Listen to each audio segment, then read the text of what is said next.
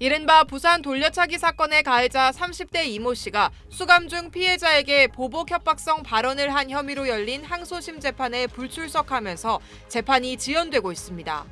부산고법은 오늘 보복 협박 혐의 등으로 기소된 이 씨에 대한 항소심 공판을 열 예정이었으나 구속 수감 중인 이 씨가 법정에 나오지 않아 재판을 다음 기일로 미뤘습니다. 이 씨는 바로 직전 공판 기일인 지난 5월에도 불출석해 재판이 연기됐습니다. 이 씨의 구체적인 불출석 사유는 알려지지 않았습니다. 재판부는 불출석 사유서가 제출됐다고 말하면서도 구속 피고인 이송을 담당한 책임 교도관을 법정으로 불러 이 씨가 출석하지 않은 경위를 재차 확인했습니다. 이어 책임 교도관에게 다음 기일에도 같은 사유로 출석을 거부하면 정당한 사유 없이 출석하지 않는 것으로 보겠다고 밝혔습니다. 이 씨는 지난 2022년 5월 부산의 한 오피스텔 공동 현관에서 귀가하던 여성을 성폭행할 목적으로 뒤쫓아가 머리 부위를 발로 가격하는 등 폭행한 혐의로 징역 20년을 확정받아 복역 중입니다. 이후 이 씨는 수감 중 동료 수감자에게 피해자 주소 등을 언급하며 보복성 발언을 한 혐의 등으로 추가 기소됐습니다.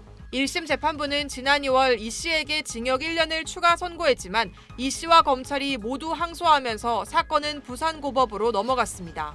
피해자 측은 이 씨가 재판 지연을 도구로 쓰는 것처럼 보인다고 비판했습니다. 그러면서 피고인이 나오지 않으니 절차 자체가 멈춰 있다며 피해자는 계속 기다리고 두려움을 오래 끌고 가야 한다고 말했습니다.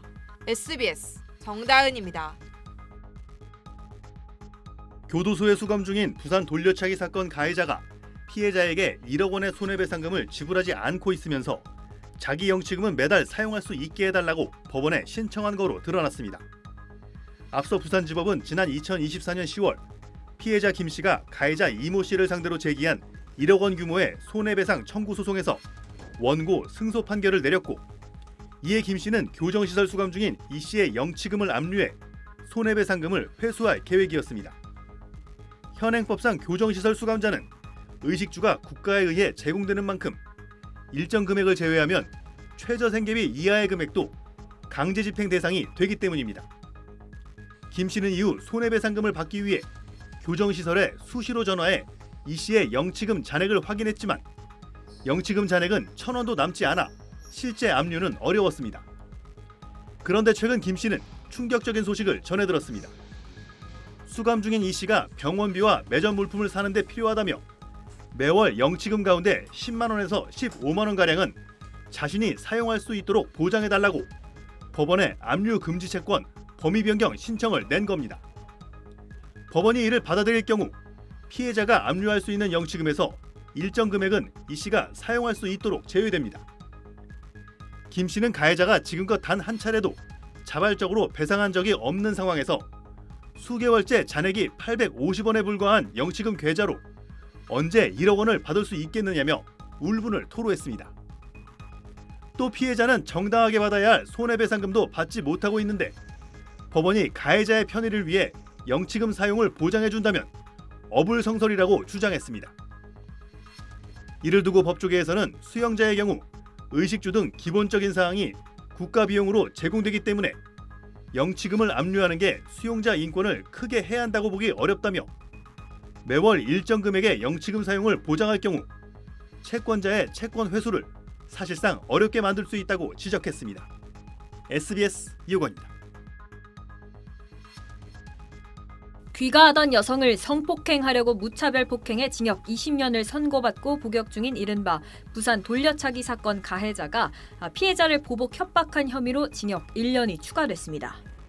부산지법 서부지원은 특정범죄 가중처벌 등에 관한 법률, 보복 협박 등 혐의로 재판에 넘겨진 30대 이모 씨에게 징역 1년을 선고했습니다.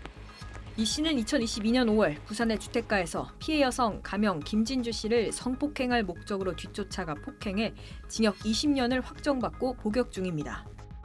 이 씨는 수감 이후에도 동료 재소자에게 김 씨를 성폭행하고 죽이겠다는 보복 예고를 하고 전 여자친구에겐 면회를 안 온다며 협박 편지를 보내는 등 모욕, 강요 등 혐의로 재판에 넘겨졌습니다.